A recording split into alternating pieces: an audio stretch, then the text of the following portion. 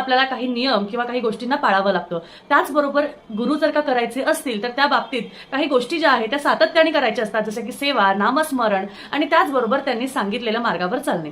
त्याचबरोबर नॉनव्हेज खाणे किंवा मांसाहार करणे शक्यतो 100% टाळावे.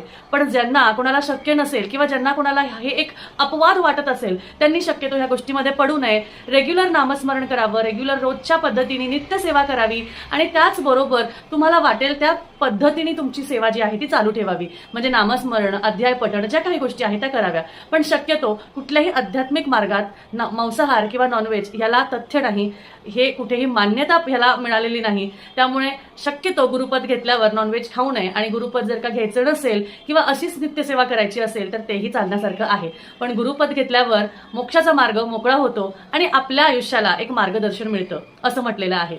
त्यामुळे लक्षात घ्या आणि खाली कमेंटमध्ये श्री स्वामी समर्थ लिहायला विसरू नका.